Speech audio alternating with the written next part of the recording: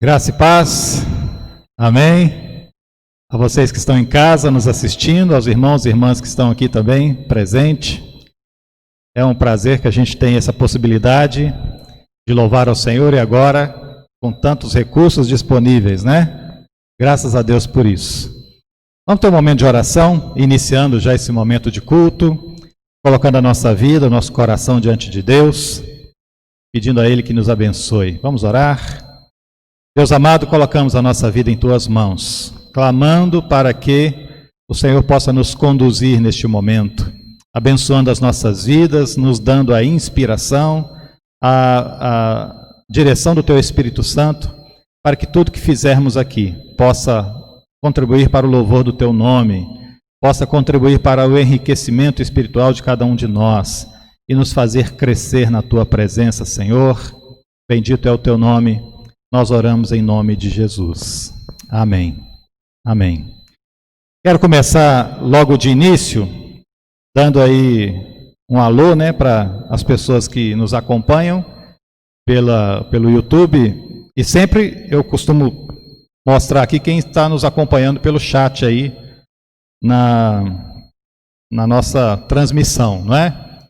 E as pessoas vão falando, colocando o nome. E aí eu vou citar aqui algumas pessoas, olha, Geralda, a Angelina e o Mário, a Lucimar, a Solange, lá de Juiz de Fora, a Ivete, o Hudson, a Márcia, José Maria, a Lohane, o Luiz, que está aqui também, o Luiz é onipresente, a Nair Faria, a Sandra, a Nair, é lá de Juiz de Fora também, um abração para a Nair, a Neuza, nossos irmãos e irmãs, né, aí da igreja. Hoje aqui está o Elcio, né, a Edilane também, o Lucas, o Luiz, Caio D. E nós vamos assim então iniciar esse momento de louvor, de culto ao Senhor. Antes eu quero ler um texto da Bíblia com vocês. E ele se encontra em Filipenses, capítulo 2, a partir do versículo 1. Livro de Filipenses, capítulo 2.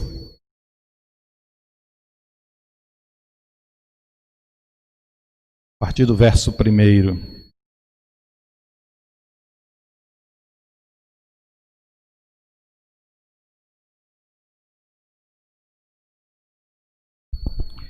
Filipenses capítulo 2, diz assim: Se há, pois, alguma exortação em Cristo, alguma consolação de amor, alguma comunhão do Espírito, se há entranhados afetos de misericórdia, completai a minha alegria, de modo que penseis a mesma coisa, tenhais o mesmo amor, sejais unidos de alma, tendo o mesmo sentimento.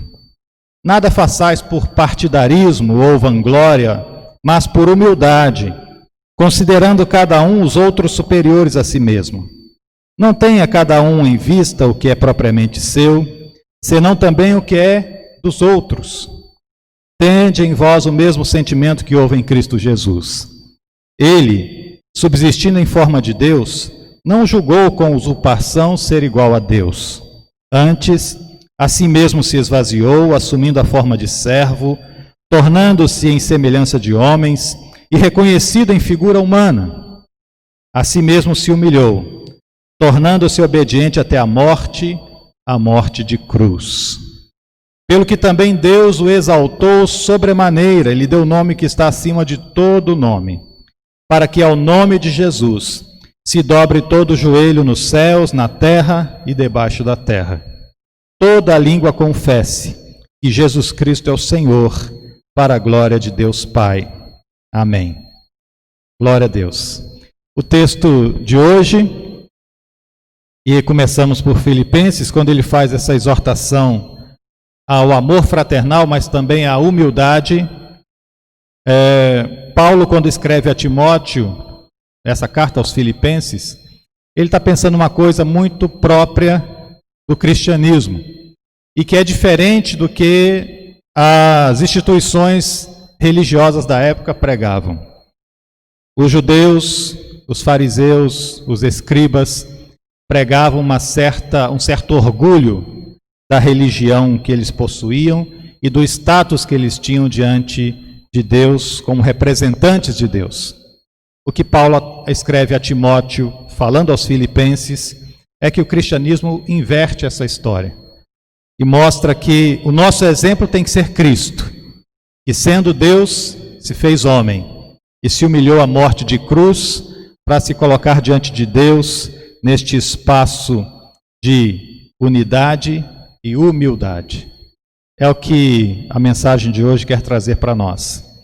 Nós vamos colocar a nossa vida diante de Deus mais uma vez, colocando o nosso coração diante de Deus e já agora nesse momento que vamos passar para o louvor. Mas vamos ter uma oração, mais uma oração, colocando a nossa vida diante de Deus. Deus amado, diante da Tua palavra, nós nos colocamos como servos diante de Ti.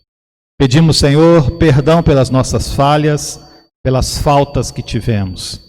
Pelas vezes, Senhor, que nos deixamos levar pelo orgulho, pela grandeza da nossa mente ou do nosso coração, mas que neste momento possamos deixar que a Tua palavra molde a nossa vida, nosso coração, e que a Tua presença, Senhor, seja maior em nós, transformando a nossa vida em nome de Jesus. Amém. Amém. Vamos ter nosso momento de louvor. Chamar aqui nossos irmãos Luiz e o Lucas.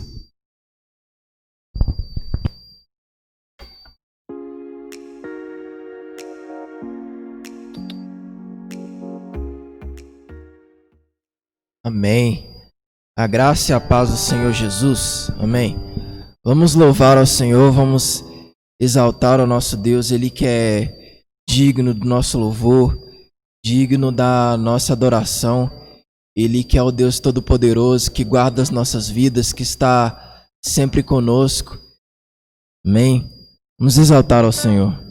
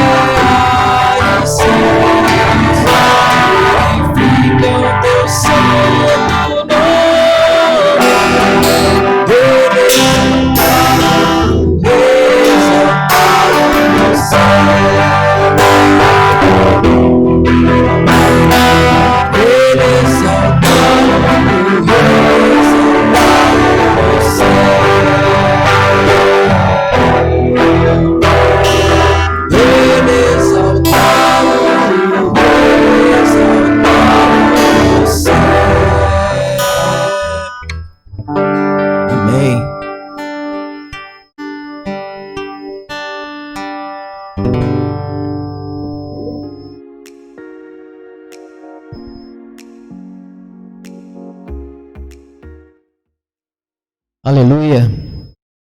que nós possamos louvar o nosso Senhor e que diante de tantas tribulações pelas quais passamos, nós possamos fazer uma escolha certa. Escolher caminhar junto desse Deus Pai, desse Deus de amor que nunca nos abandona. Confiemos no Senhor.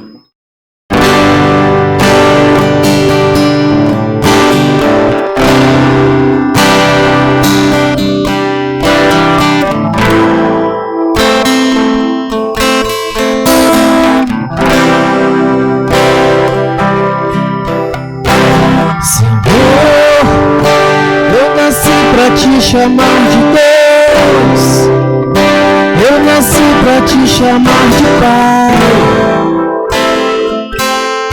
e andar do teu lado, Senhor, desde o ventre da minha mãe, eu sou povo exclusivo seu, eu sou abençoado.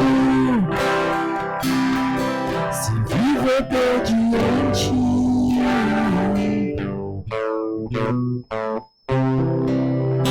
todo dia o pecado vem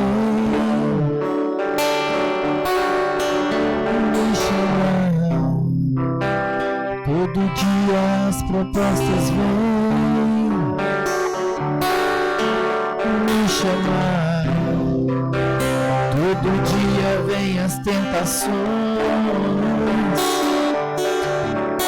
me chamar, todo dia o pecado vem,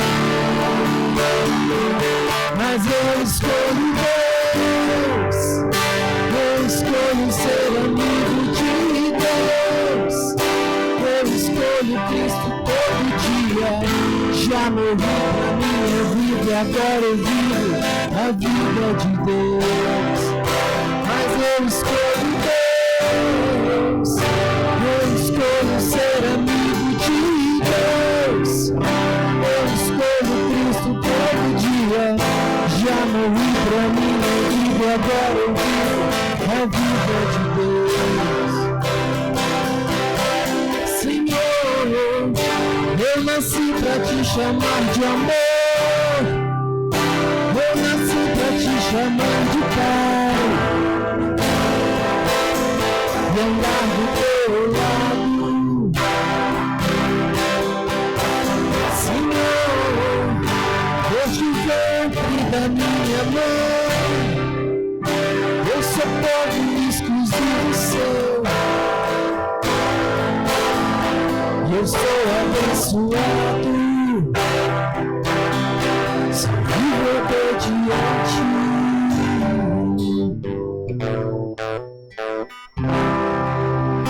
Todo dia o pecado vem me chamar, todo dia as propostas vêm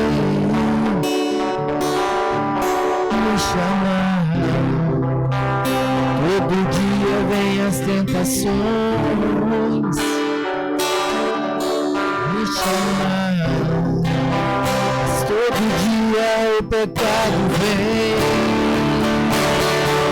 mas eu escolho Deus, eu escolho ser amigo de Deus, eu escolho Cristo todo dia, já morri pra minha vida e agora eu vivo a vida de Deus, mas eu escolho Deus, eu escolho ser amigo de Deus, eu escolho Cristo todo dia, já morri pra minha vida e agora eu vivo a vida de Deus.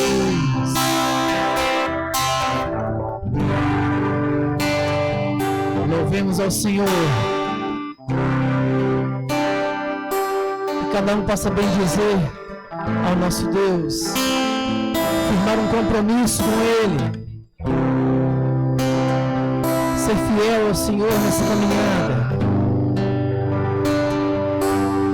e que possamos usufruir e experimentar a presença do Senhor, derramando suas bênçãos, sua graça, meio em tribulações, em aflições, em meio a tantas dificuldades, mas na certeza do poder, da graça e do amor de Deus. Te louvamos, Senhor.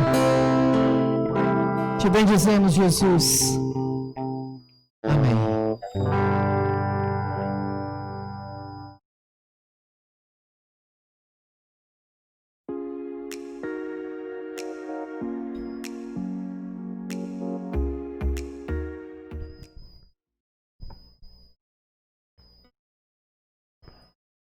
Amém. Obrigado aí, Luiz e Lucas. Bom quando a gente pode louvar a Deus e dizer a Ele: Senhor, eu nasci para te adorar, não é? Graças a Deus por isso. Como a gente falou no início, vamos hoje ler aqui Mateus capítulo 21, pegando a partir do verso 23. Mateus 21.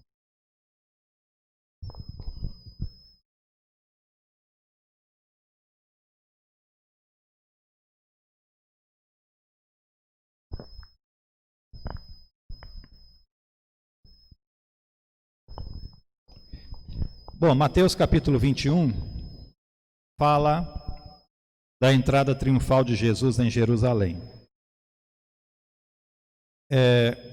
Quando Jesus se aproxima de Jerusalém, ele manda os discípulos lá buscarem um jumentinho emprestado e entra. Uma mensagem que eu já preguei sobre isso, né? Até está aí nos nossos vídeos, né? Jesus faz isso até de uma forma um pouco irônica, porque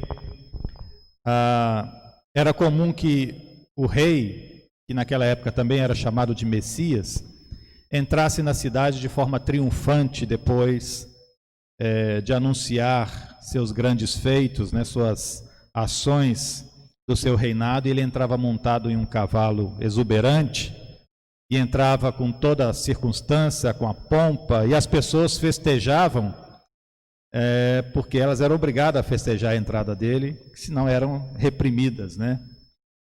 E Jesus faz isso montado em um jumentinho, e as pessoas tiravam as suas capas e estendiam no chão, simulando um tapete vermelho, e arrancavam ramas das árvores, né, e colocavam como se tivesse, de uma forma muito crítica e irônica, exaltando a entrada de um grande rei, de um grande Messias.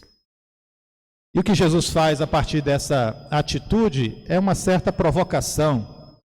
E depois ele vai para o templo e ele expulsa as pessoas que estavam ali vendendo suas mercadorias, fazendo daquele espaço um espaço de comércio.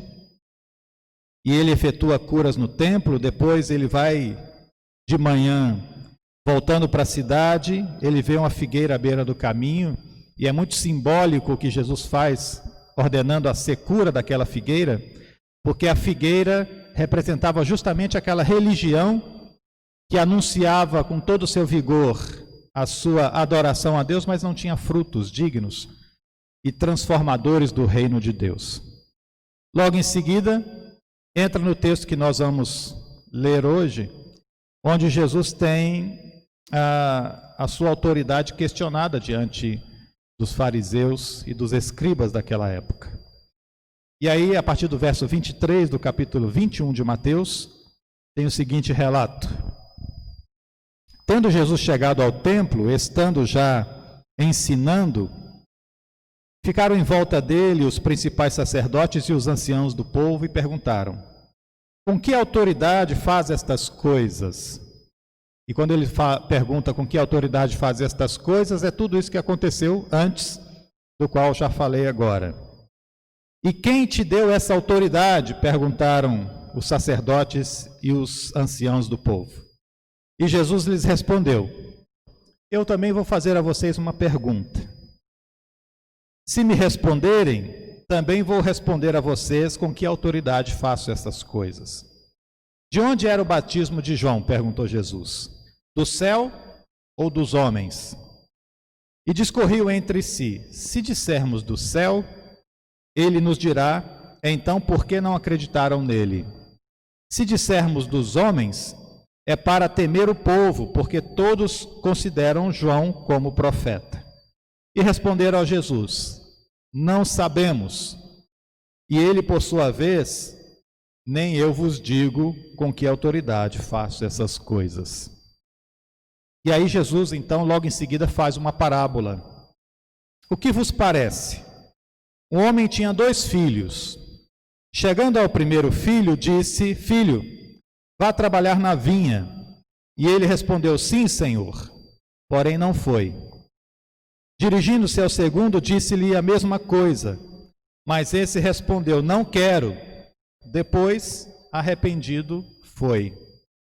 Qual dos 2 fez a vontade do Pai? Disseram eles: o segundo. Declarou Jesus: em verdade vos digo, que publicanos e meretrizes vos precedem no reino de Deus. Porque João veio a vós, outros, no caminho da justiça, e não acreditaram nele. Ao passo que publicanos e meretrizes creram. Vós, porém, mesmo vendo isto, não vos arrependestes, afinal, para acreditardes nele. Amém. Obrigado, Senhor, por este texto, pela tua palavra viva, eficaz, e que ela fale ao nosso coração conforme a tua vontade, conforme o teu querer, em nome de Jesus. Amém. Nós temos acompanhado, nesses dias todos, e as mensagens que sempre vão mostrando o quanto Jesus está interessado em demonstrar às pessoas, pelo caminho onde ele passa, como funciona o reino de Deus. E o reino de Deus é esse espaço onde a justiça tem prioridade, onde a ação de Deus no cuidado com as pessoas, no seu zelo pastoral, tem mais prioridade. E aqui pastoral vem no sentido do cuidado, do cuidado que é expresso através do ministério e da missão de Jesus designado por Deus. Esse cuidado pastoral não está destinado somente a um grupo, somente a um conjunto de pessoas, somente a uma nação ou uma raça. Esse cuidado pastoral, esse cuidado de Deus, do amor de Deus que amou o mundo de tal maneira que mandou seu único filho, é para todas as pessoas que creem no seu nome. E o que está em discussão aqui é justamente isto: o fato de crer e não crer. Mas o que significa crer, É somente dizer assim: tudo bem, eu aceito, eu concordo. Eu me lembro ainda que aos 15, 16 anos, quando eu me converti, já tinha mais ou menos 16 anos, eu me converti aos 15, mas eu tinha um amigo, um vizinho, que a gente brincava de bola na rua, e um dia ele falou assim: você aceitou Jesus? Eu falei: sim, aceitei. E ele não era evangélico. Ele falou assim: mas eu também aceito Jesus, e não preciso ir à igreja de crente, E era o que dizia naquela época. Ele falou assim: eu também aceito, eu não rejeitei Jesus, Eu estava muito no início da minha conversão, mas eu já tinha uma convicção de que aceitar a Jesus não era só dizer eu aceito. Crer em Jesus não era só dizer eu creio. Está implicado muito mais no que eu faço com essa minha crença, no que eu faço com essa minha aceitação, O texto que nós lemos, Jesus quer tratar um pouco disso com aqueles fariseus, com aqueles escribas, com aqueles sacerdotes que estavam naquele lugar. Primeiro a gente vê que eles vêm fazendo uma série de questionamentos a Jesus. E Jesus, então, apresenta uma parábola que é bem simples. E aqui não é como outras parábolas, como a parábola do semeador, que está cheia de enigmas, cheia de mensagens que só podem ser esclarecidas depois que Jesus revela o que ele quis dizer. Mas aqui é uma mensagem bem simples. Um pai que tinha 2 filhos e ele os mandou trabalhar na vinha. E o primeiro disse: eu vou, mas não foi. E o segundo disse: eu não vou, mas em seguida se arrependeu e foi.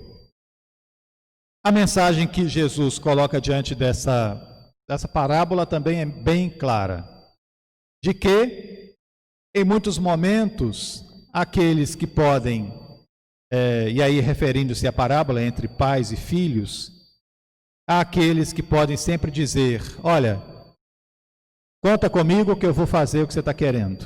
E quando você vira as costas, ele vai embora. E o outro pode dizer assim: de jeito nenhum eu vou fazer isso. Mas ele pode depois pensar um pouco com mais calma, se arrepender, ponderar sobre algumas coisas e acaba ir fazendo. Isso é tão comum, não é verdade? Em nosso meio, nós aqui que somos pais, né, Dilane? Lucas já fez isso com você, Dilane? Não, né? Ah. Mas nós que somos pais e mães, né, e que aqui estamos, e quem nos assiste em casa também, em muitos momentos nós vivenciamos isso, né? Você falar alguma coisa e aí te responde assim: tá bom, lá em casa é o famoso tô indo, né? Faz isso aqui para mim, tô indo. E esse tô indo demora 2, 3 horas, 4 horas, né? Se a gente não insistir. Então isso é muito comum, e o que Jesus apresenta aqui, então, é nesta parábola algo que não era novidade para ninguém. E o que Jesus quer exemplificar através disso é, então, o quanto isso está tão presente. Agora, a mensagem é clara. A aplicação dessa mensagem é que faz uma certa reviravolta na mente daquelas pessoas, e até hoje, nós, ao lermos essa mensagem, podemos ter isso. O que Jesus quer mostrar aqui nessa parábola é que diante de Deus, o importante não é somente falar, mas é importante também fazer. Diante de Deus, e Deus não espera somente que as pessoas se comprometam em confessar o seu nome, mas que as pessoas se comprometam também em cumprir a sua vontade, não é? O que está diante da fala de Jesus o mais importante não é se comprometer, o mais importante é cumprir a vontade de Deus. Jesus está diante de pessoas que na religião eram consideradas, na hierarquia religiosa daquela época, as pessoas do mais alto escalão. E de certa forma, pelo seu cargo, já representavam um certo e alto grau de comprometimento com a religião da época, de comprometimento daquilo que eles anunciavam em nome de Deus. Essa parte da parábola, então, não tem nada de original. O que se apresenta como original, e como às vezes difícil de engolir e de entender, é o que Jesus aplica a esta parábola, no verso 31, e ele vai dizer: qual dos dois fez a vontade do Pai? Disseram ele, o segundo. E aí declara Jesus: em verdade vos digo que publicanos e meretrizes estão na frente de vocês no reino de Deus. E aí, o que Jesus faz então é tocar na ferida daquela religião que tinha orgulho de ser a religião de destaque. Aquelas pessoas e aquela liderança religiosa que tinham seu orgulho religioso.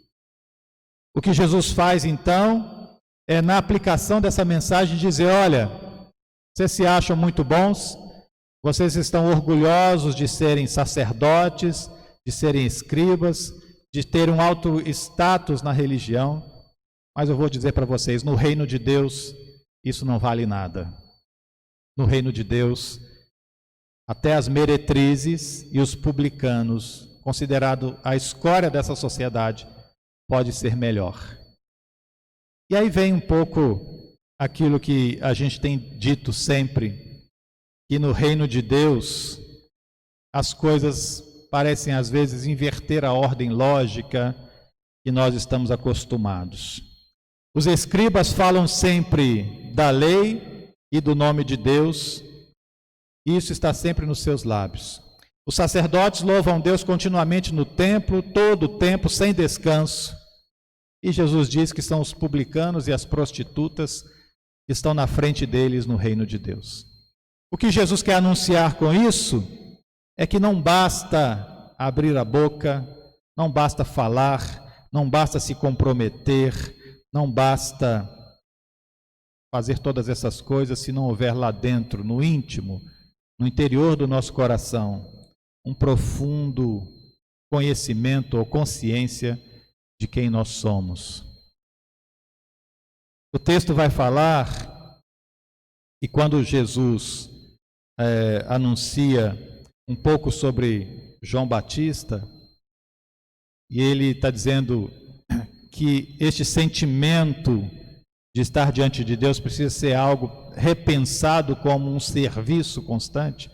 E o texto que nós lemos em Filipenses capítulo 2, fala de Jesus que, sendo Deus, não usou essa prerrogativa, mas se fez homem e se humilhou à cruz. Porque há um propósito nisso, há uma ação de Deus nisto, há um mover de Deus nesta situação e nesta consciência de que nós precisamos sempre olhar de um modo prático o que significa a nossa vida diante de Deus.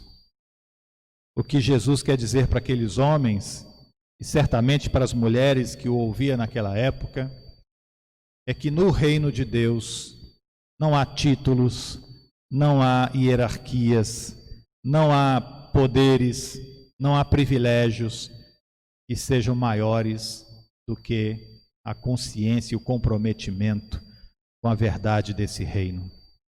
A consciência, o comprometimento com a verdade desse reino de Deus é que faz com que nós possamos olhar para nós mesmos e perceber qual é o meu lugar neste espaço. Jesus usa o exemplo da prostituta e dos publicanos por uma questão muito prática. Eles eram considerados indignos de até pronunciar o nome de Deus.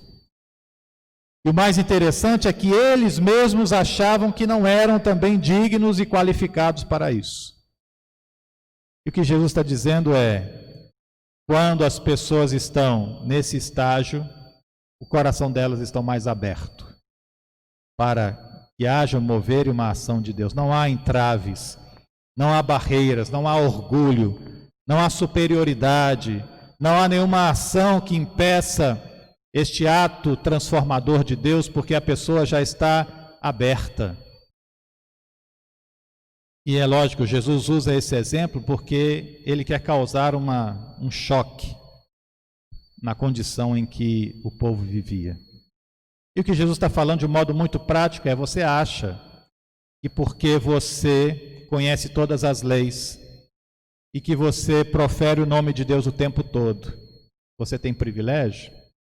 Você acha que porque você está no templo o tempo todo louvando a Deus, você tem privilégio se o seu coração não estiver realmente nisso? E aí Jesus volta dentro de uma temática que diz que, olha, o mais importante é quando nós entregamos o nosso coração e colocamos ele depositado com sinceridade diante de Deus naquilo que fazemos. Isso é o mais importante. Eu me lembro que uma vez eu estava numa reunião de oração e a pessoa que estava dirigindo a reunião, e ela estava no momento de oração, e ela disse uma frase assim: Senhor, se eu parar de te louvar, eu morro, né? Eu não consigo deixar de te louvar. Se eu parar de fazer isso, eu morro. E aí passou, e aí depois eu fui conversar com ela. E eu disse: você pensou no que você disse? Né? É uma frase de efeito que você quis colocar ali. Mas ela tem um comprometimento, não é? Porque você não está todo o tempo louvando a Deus. Se olhar isso de um modo mais prático, né? De um modo mais real. E não é fazendo essa frase de efeito para que as pessoas achem bonito, achem digno o que você está falando, que vai fazer alguma diferença. E aí eu me lembro de Jesus, que quando disse, dentro de uma situação onde, numa outra parábola, ele dizia do pecador e do fariseu que estavam dentro do templo. E o pecador dizia: Senhor, me perdoa, porque não sou digno. E o outro, de pé, glorificava a Deus porque ele jejuava 2 vezes por semana e dava o dízimo de tudo enquanto ganhava.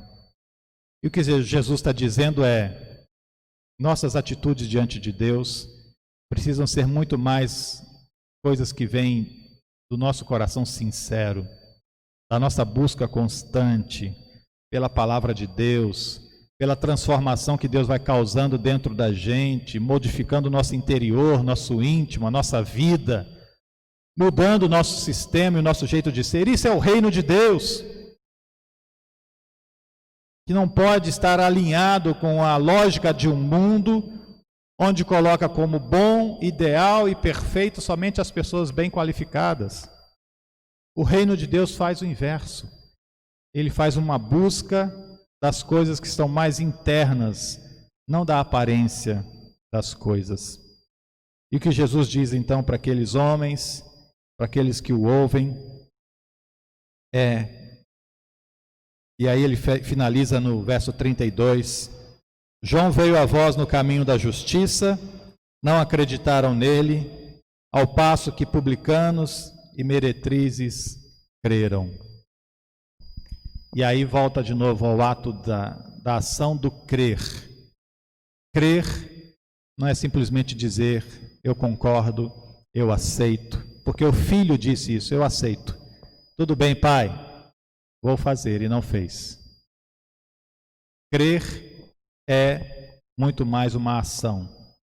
O que nós fazemos quando cremos? Qual é a nossa atitude? Qual é a nossa proposta? Qual é a nossa ação diante da nossa crença?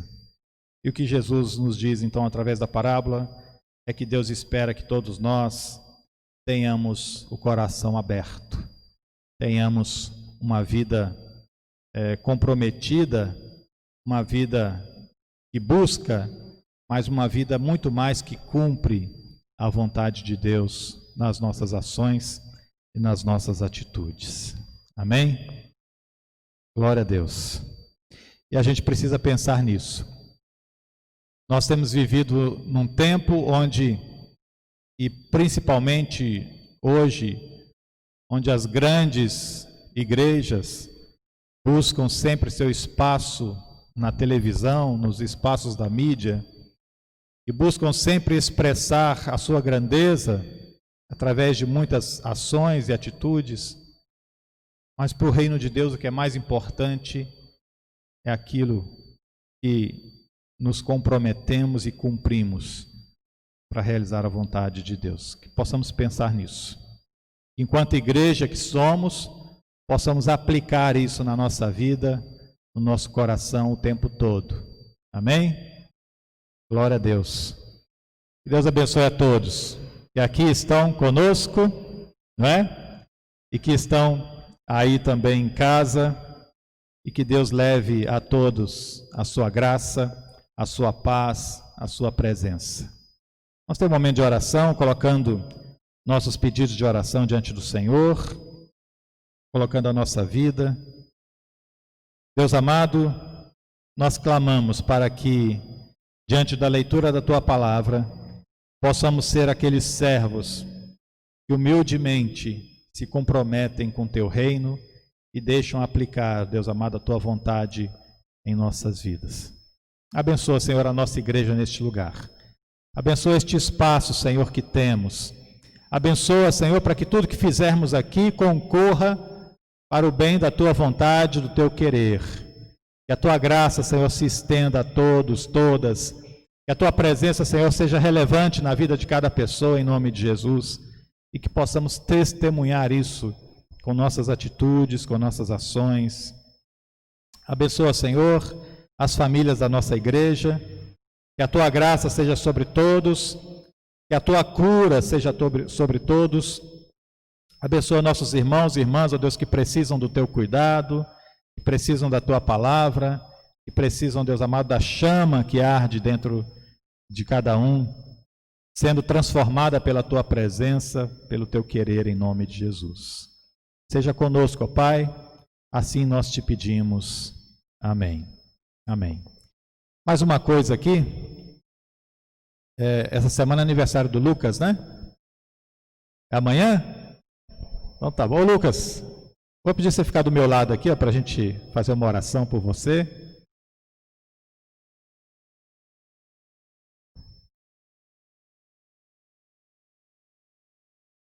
Isto. O Lucas, grande companheiro nosso aí, está nos ajudando, né, junto com o Luiz, enfrentando essa barra com a gente, né? Vamos orar então. Pedir a quem está aqui na igreja estender sua mão também pelo Lucas. Vamos orar pela vida dele. Obrigado, Senhor, pela vida do Lucas. Nós clamamos a Deus amado que sobre ele seja sempre a tua bênção. Que o Senhor estenda, Deus, sobre a vida dele o teu cuidado. Que os sonhos do Lucas, que as motivações dele sejam direcionadas pelo Senhor.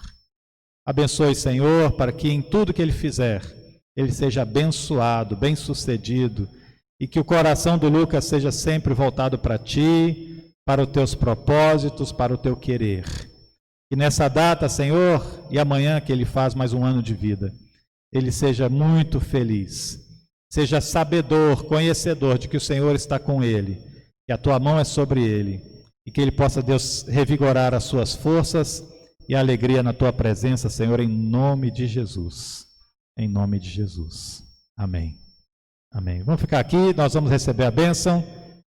Que o amor do soberano Deus seja sobre todos. Que em Jesus possamos ser um só povo. E o Espírito Santo de Deus nos caminhe sempre adiante, hoje e sempre. Amém. Amém.